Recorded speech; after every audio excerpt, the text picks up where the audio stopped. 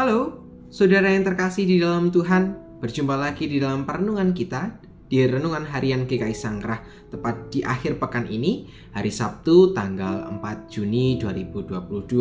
Mari saudara, kita menyiapkan hati kita dengan kita berdoa bersama-sama, memohon hikmat dan tuntunan dari Tuhan. Kita satu di dalam doa kita. Ya Allah yang Maha Pengasih, Allah Sang Sumber kehidupan kami mengucap syukur untuk berkat Tuhan yang senantiasa melimpah di dalam setiap kehidupan kami. Dan di saat ini Tuhan, kami mau mengawali setiap aktivitas kami dengan kami mau merenungkan kembali firman-Mu. Biarlah firman-Mu ini menjadi kekuatan bagi kehidupan kami. Di dalam nama-Mu kami berdoa dan mengucap syukur. Haleluya. Amin. Saudara yang terkasih, setiap kita pasti pernah memiliki sebuah harapan atau bahasa kerennya adalah ekspektasi. Biasanya ketika kita memiliki sebuah harapan, maka kita melanjutkannya dengan kita membuat sebuah rencana atau planning supaya apa yang kita harapkan itu dapat terwujud. Maka kita menyusun berbagai macam rencana gitu. Namun kadangkala setiap rencana yang kita buat tadi tidak bisa berjalan sebagaimana mestinya. Dan inilah yang terkadang membuat kehidupan kita menjadi berwarna. Ada saatnya naik dan ada saatnya turun. Bisa jadi kita juga mengalami sebuah kondisi di mana kita mengalami keterpurukan. Karena kita tidak bisa menerima apa yang terjadi di dalam kehidupan ini. Seakan semua yang kita perjuangkan itu tidak ada artinya apa-apa. Semuanya menjadi sia-sia. Kita pikir bahwa apa yang kita rencanakan tadi sangat baik bagi kita. Tapi kita kemudian berefleksi. Mengapa Tuhan tidak mengizinkan rencana kita berjalan dengan baik? Dan terkadang pertanyaan-pertanyaan seperti inilah yang membuat kita menjadi undur di dalam Tuhan. Kita mengalami kekecewaan kepada Tuhan. Kita mengalami kemunduran iman. Dan bahkan kita mulai menjauhi Tuhan. Karena Tuhan tidak merestui, Tuhan tidak mengizinkan sesuatu hal yang baik itu terjadi di dalam kehidupan kita. Nah, mari kita akan bersama-sama merefleksikan sebuah kisah dari Injil Lukas pasalnya yang pertama, ayatnya yang ke-13 sampai dengan yang ke-14. Lukas pasal yang pertama, ayat yang ke-13 sampai dengan yang ke-14. Tetapi malaikat itu berkata kepadanya, "Jangan takut, hai Zakaria, sebab doamu telah dikabulkan dan Elisabet istrimu akan melahirkan seorang anak laki-laki bagimu, dan haruslah engkau menamai dia Yohanes. Engkau akan bersukacita dan bergembira, bahkan banyak orang akan bersukacita atas kelahirannya itu." Nah, saudara yang terkasih, demikianlah pembacaan kita. Bersyukur setiap kita yang bukan hanya mampu membacanya, namun juga merenungkan dan juga melakukannya di dalam kehidupan sehari-hari. Amin.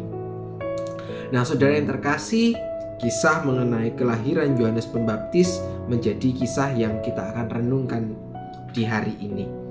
Kita tahu bahwa Zakaria adalah seorang imam besar. Ia memiliki istri bernama Elisabet. Zakaria dan Elisabet ini dikatakan di dalam Alkitab bahwa mereka adalah orang-orang yang setia, orang-orang yang mengasihi Allah gitu ya. Mereka mengabdikan dirinya untuk membuat nama Tuhan semakin dipermuliakan. Namun di dalam pembacaan kita hari ini, kita melihat bahwa Zakaria dan Elisabet ternyata belum memiliki anak. Sebab dikatakan di dalam bagian Lukas pasal yang pertama, Elisabet mengalami kemandulan. Saudara, hati mana yang tidak kecewa ketika kita mengetahui hal itu? Sudah melakukan pelayanan dengan begitu baik, sudah mengabdikan dirinya, sudah memberikan seluruh kehidupannya kepada Tuhan. Namun ternyata sebagai kehidupan berkeluarga, Zakaria dan juga Elizabeth tidak bisa mendapatkan seorang anak. Dan ini tentu menjadi sebuah pergumulan bagi Zakaria dan Elizabeth. Nah, di tengah pergumulan ini, apa yang kemudian Elizabeth dan juga Zakaria lakukan? Apakah kemudian mereka menjadi tidak mau hidup dalam kebenaran lagi? Atau mereka justru semakin menunjukkan kesetiaan dan tetap berharap kepada pertolongan Tuhan? Nah, di dalam pembacaan kita melihat bahwa meskipun Zakaria dan Elizabeth mengetahui bahwa mereka tidak bisa memiliki anak, namun itu tidak mengecilkan hati mereka. Mereka tetap melakukan pelayanan dengan begitu baik. Mereka dengan tetap setia menjaga iman kepada Allah. Mereka tetap berharap kepada pertolongan Allah.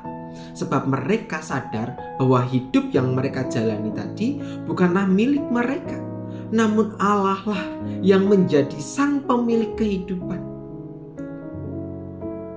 Dan benar, di dalam Lukas pasal yang telah kita baca tadi gitu ya, di ayat 13, 14 dan seterusnya gitu ya, Allah kemudian memberkati dan mengizinkan Zakaria dan juga Elizabeth memiliki seorang anak yang nantinya akan disebut sebagai Yohanes Pembaptis.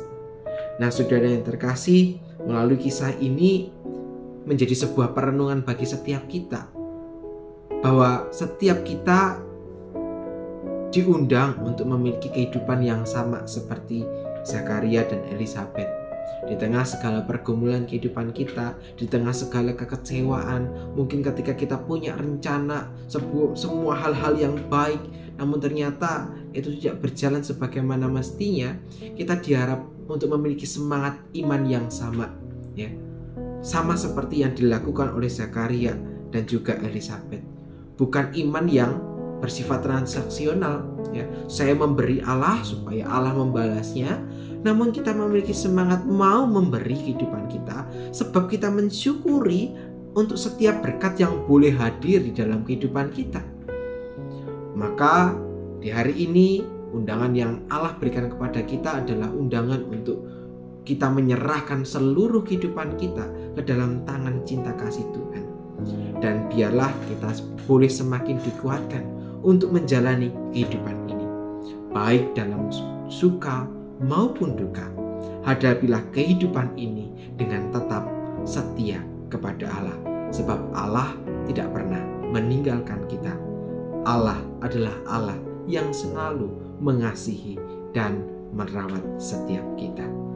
Amin. Mari kita menutup perenungan kita di dalam doa. Ya Allah yang senantiasa memelihara kehidupan kami bersyukur memiliki Allah seperti Engkau. Di tengah kehidupan kami, Tuhan boleh mengingatkan supaya kami tetap memiliki kesetiaan kepadamu. Untuk itu, mampukanlah kami supaya kami dapat berlaku setia di dalam segala kondisi, baik dalam suasana duka maupun dalam suasana suka. Kami tetap mengingat dan percaya kepada tuntunan kasih-Mu.